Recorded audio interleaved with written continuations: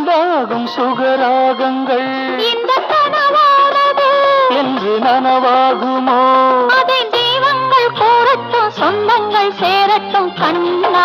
கல்யாண கோவிலின் தெய்வீக கலசம் கண்களில் தெரிய